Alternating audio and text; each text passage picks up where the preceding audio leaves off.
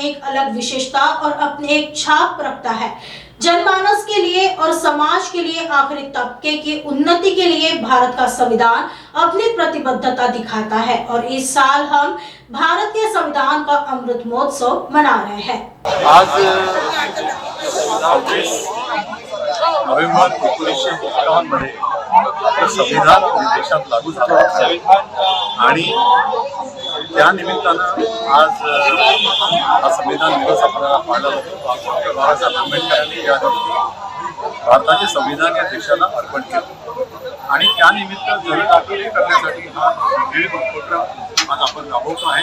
त्याचा एक भाग एक सिंबॉलिक संविधान हे अण्णाभाऊ साठे चौक दीक्षाभूमी येथील त्या अण्णाभाऊ साठे चौकातून आज संविधान चौकापर्यंत लहान मुलं वयोवृद्ध तरुण तरुणी या सर्वांनी यामध्ये भाग घेतला आणि संविधानाचं काय महत्त्व आहे हे लोकांपर्यंत पोहोचवणं फार आवश्यक आहे।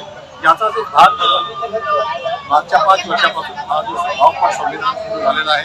प्रत्येक वर्षी या वॉक फॉर संविधानमध्ये मी सहभागी होतो आहे आणि यातून एक वेगळा संदेश लोकांपर्यंत आपल्याला पोहोचवायचा आहे।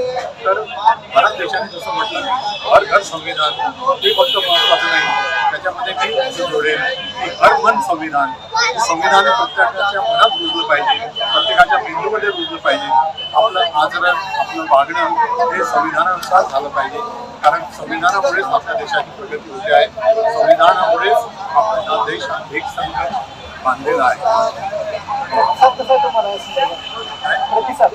प्रतिसाद अतिशय चांगला आहे आणि आता हे 75वं वर्ष आहे आणि या निमित्तानं मला असं वाटतं की देशभर या संविधानाच्या महोत्सवी वर्षानिमित्त कार्यक्रम आता शाळेमधून कॉलेजमधून संविधानाचं जे आजच्या दिवशी प्रिॲम्बलचं वाचन जे संविधानाची प्रास्ताविका आहे त्याचं वाचन होतं आणि मला असं वाटतं की आणखी जर संविधानाचं महत्त्व आपल्याला लोकांपर्यंत गेलं पाहिजे तर त्याकरता या वर्षभरात विविध कार्यक्रम आयोजित झाले पाहिजे आणि हे संविधान अभ्यासक्रमाचा एक भाग शाळेमधून कॉलेजमधून झाला पाहिजे असं मला वाटतं।